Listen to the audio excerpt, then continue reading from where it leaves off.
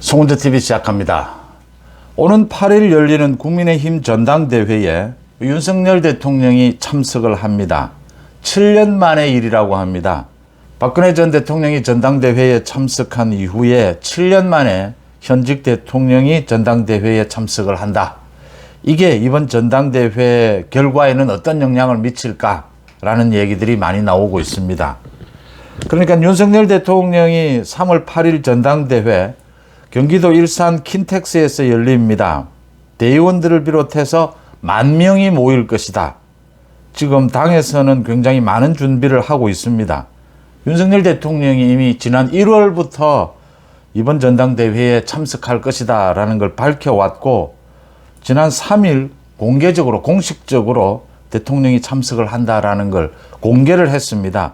대통령의 동선 일정에 대해서는 엠바고를 합니다. 보도 유예를 하는데 이 경호 부분 문제 때문에, 그런데 공개적으로 밝혔습니다. 이게 뭘 의미를 하느냐, 이제 많은 또 정치권의 해석이 나오고 있습니다. 아나테이너라고 합니다. 아나운서와 엔터테이너를 합친 거죠.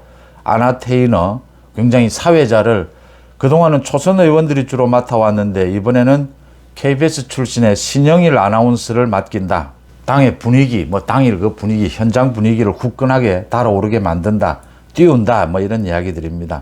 전당대회는 이제 당원들의 축제니까, 또 현직 대통령이 참석을 하니까 분위기를 고조시킨다. 정치권의 이제 해석은 이런 대통령의 동선 일정이 공개가 됐고 윤석열 대통령이 참석을 하는데 이 결과, 전당대회 당권 결과가 어떻게 되느냐, 이게 영향을 미칠 것이냐. 실질적으로는 영향을 미치지는 못합니다. 그러니까 지난 2일 동안의 모바일 투표, 오늘과 내일 ARS 투표, 이건 모두 끝나고 난 다음에 이제 8일 전당대회가 열리니까 실질적인 영향을 미치지는 못하는데, 윤석열 대통령이 참석을 한다라고 하는 이 메시지만으로도 당원들에게는 큰 영향을 미치지 않겠느냐, 이런 이야기들입니다. 김기현이 유리하다, 윤심이 있는 김기현이 유리하다, 다른 후보들은 좀 불리할 것이다, 이런 전망이 나오고 있습니다. 지금 모바일 투표 어제까지 47.5%, 오늘과 내일 ARS 투표까지 거치면 60%까지 갈 것이다. 투표율이 역대 최고 수치입니다. 책임 당원들의 손으로만 이번 당대표를 뽑는다. 이 열기도 있었고, 전체적으로 윤석열 정부의 성공, 당정 융합, 이걸 바라는 많은 책임 당원들이 투표에 나섰다. 여러 가지 분석이 나옵니다. 그러니까 이제 모바일이나 ARS 이런 투표에 이미 익숙해져 있다. 연세가 좀 드신 분이나 젊은 사람이나 모두 이 모바일 투표에 익숙해져 있기 때문에, 그동안 3번 정도 해봤기 때문에 모두 익숙하다. 그래서 아주 편리해졌다, 투표하기가. 편리해졌다라는 걸로 보면 전체적으로 투표율이 높아졌다라고 해서 큰 어떤 바람이다, 영향을 미친다, 이렇게 볼 수는 없습니다. 그런데 그것만 있겠느냐, 이번에는. 윤석열 정부 성공을 바라는, 지금 이재명의 민주당에 맞서 있는 이런 전국 상황에서 윤석열 정부의 성공을 바라는 많은 당원들의 뜻이 결집을 했다. 굉장히 열정적인 투표로 이어졌다. 이런 의미에서 김기현에게 유리할 것이다 라는 것이고, 또 안철수나 다른 후보들은 안정보다는 개혁을 바라는 투표 열기가 폭발한 것이다, 또 이런 해석을 내놓기도 합니다. 윤석열 대통령이 전당대회에 참석하는 것을 두고도 전당대회 공정성 이야기를 하는 사람들이 있는데, 윤석열 대통령이 가장 대표적인 1호 당원이라고 하죠. 당원으로서 참석하는 것, 이건 당연한 것이다. 이것 가지고 시비 걸 문제는 아니다, 이렇게 보입니다. 안철수 후보 쪽에서 계속해서 대통령실 직원들이 이번 전당대회에 개입을 했다. 대통령실 직원 일부가 개인적으로 단체방이나 이런 걸 통해서 김기현 후보를 좀 홍보했다, 이런 걸 자꾸 문제 삼는데, 이게 공직자의 그 선거 중립 의무인데 선거법에 나와 있는 것이죠. 이게 전당대회도 거기에 해당을 하느냐. 대부분의 법률가들이, 법률 전문가들이 전당대회는 해당되지 않는다라고 해석을 하고 있습니다. 그렇지만 대통령실의 직원들이 전당대회에 이렇게 적극적으로 개입하는 부분은 또 후폭풍이 있고 반발이 일 수가 있으니까 일단 사실관계를 확인하고, 안철수 쪽에서 이야기하듯이 이게 대통령실 전체가 불공정한 것처럼 이렇게 이야기하는 것은 침소봉대다, 과장한 것이다. 사실 확인을 해서 이게 공직자의 선거 중립, 그 부분을 어기는 법 위반은 아니지만 부적절한 행동이다라고 하면 경고는 필요할 것으로 보입니다. 윤석열 대통령이 전당대회에 참석하는 것은 당연한 것이고 이걸 가지고 불공정 여부 시비를 거는 것은 맞지 않다. 지금 제가 이런 말씀을 드리는 이유는 이번에 이 폭발하는 투표율, 또 윤석열 대통령이 직접 3월 8일 전당대회에 현직 대통령으로서는 7년 만에 참석을 한다. 이게 어떤 영향을 미치겠느냐. 모두 윤심이 실려있다라고 하는 김기현 후보에게는 그래도 조금이라도 유리한 결과로 나타날 것이다. 이렇게 예측이 됩니다. 거기에서 가장 중요한 게 윤석열 대통령에 대한 지지율입니다. 국민의힘 지지층 가운데는 84%가 지금 윤석열 정부를, 윤석열 대통령을 지지하고 있거든요. 압도적으로. 그래서 국민의힘 지지층, 당원들은 지금 윤석열 정부에 대한 지지율이 거의 압도적이다. 이런 차원에서도 윤 대통령의 영향력이 가장 커질 수 있는 것이고, 또 윤석열 대통령의 지지율 자체가 지금 40%를 훌쩍 넘습니다. 계속해서 지금 오름세를 보이고 있습니다. 지난 1월에 제가 이번 전당대회를 거치면서 윤석열 대통령의 지지율이 50%를 넘어갈 것이다 라고 그렇게 예측을 한 바가 있는데 50%까지 못 가고 있다. 이게 이유가 무엇일까? 당내 분란 이런 것도 있을 겁니다. 그런데 지금 많은 일반적인 사람들이 이야기하듯이 이재명의 민주당 저 사법 리스크가 끝나고 나면 윤석열 정부에 위기가 올 수가 있다. 그래서 이재명의 사법 리스크가 오히려 여권에는 도움이 된다.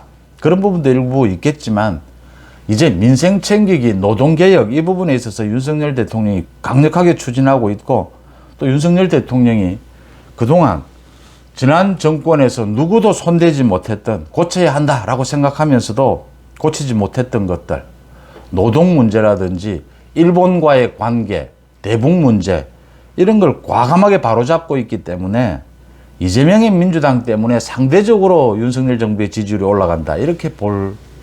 그렇게 보는 게 일부 있겠지만 전체적인 것에는 영향을 미치지 못한다. 이렇게 해석하는 것이 합리적으로 보입니다. 윤석열 대통령의 지지율 조금 전에 발표가 된 게 있습니다.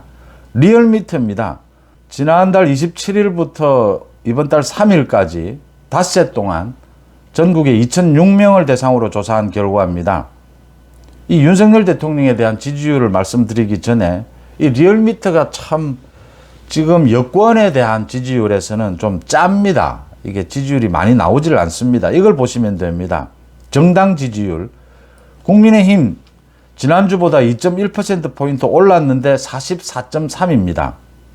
민주당은 3.2%포인트 내렸는데 40.7%입니다. 지금 대부분 다른 여론조사 기관에서는 10% 이상 차이가 납니다. 크게 차이가 나는 데는 20%까지 납니다. 또 지역별로도 서울 같은 경우에는 굉장히 20% 가까이 차이가 납니다. 그런데 리얼미터는 지난주까지 민주당이 더 높았습니다. 그런데 이번 주 처음 이제 국민의힘이 역전을 해서 민주당을 앞섰습니다.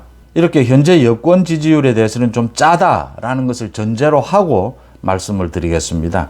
이 리얼미터 조사로 윤석열 대통령에 대한 국정수행 지지도 42.9%입니다.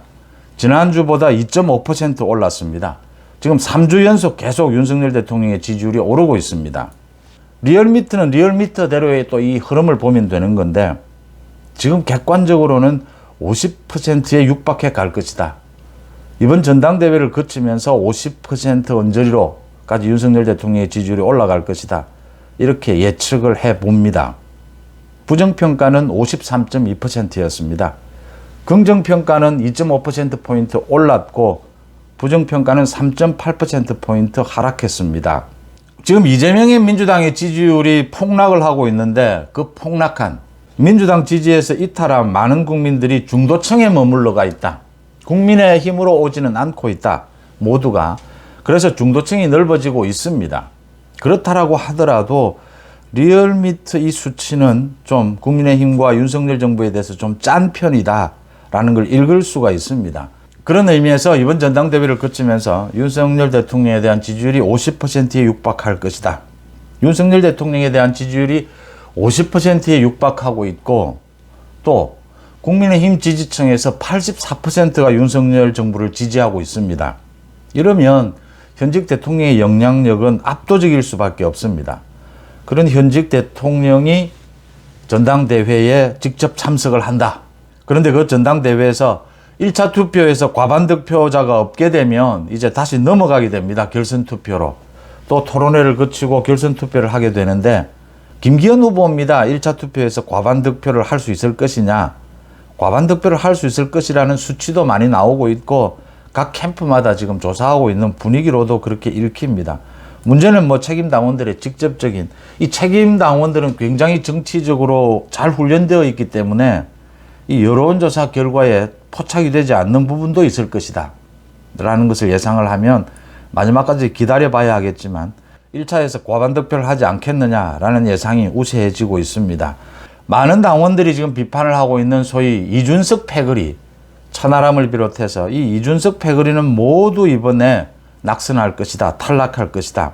탈락, 낙선에서 더 나아가서 이렇게 주류 비주류가 뭐 어느 당이나 있지만 비주류로 이렇게 밀어내는 데서 더 나아가서 이제 곧 1년 뒤에는 총선이 있습니다. 총선 때도 이렇게 이준석이 분탕질을 할 것이 아닌가, 이런 우려들이 많이 나오면서 이준석을 비롯한 몇몇 아예 함께 가기가 힘든 사람들, 민주당보다 오히려 더 윤석열 정부를 비난하고 있는 저 이준석에 대해서는 이제는 헤어질 결심을 해야 하지 않느냐.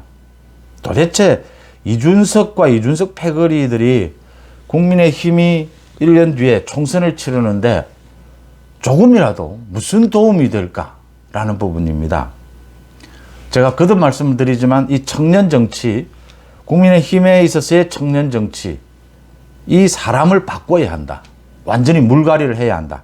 전체적인 물갈이도 필요하지만 청년 정치에 대한 개념, 그걸 맡는 주인공들은 이 사람을 바꿀 필요가 있다.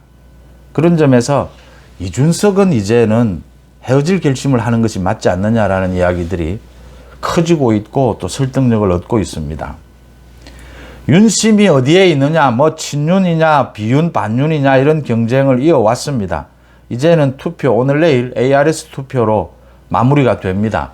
60%에 가깝지 않겠느냐 이렇게 보입니다. 윤석열 대통령이 3월 8일 킨텍스에서 열리는 전당대회에 현직 대통령으로서는 7년 만에 처음으로 참석을 한다. 거기에서 끝이 나느냐? 뭐 윤석열 대통령에 대한 이 국민의힘 당원들의 지지는 압도적입니다. 그게 마지막 응집력을 발휘할 수 있느냐 한번 지켜볼 대목입니다. 송은재TV 마칩니다. 고맙습니다.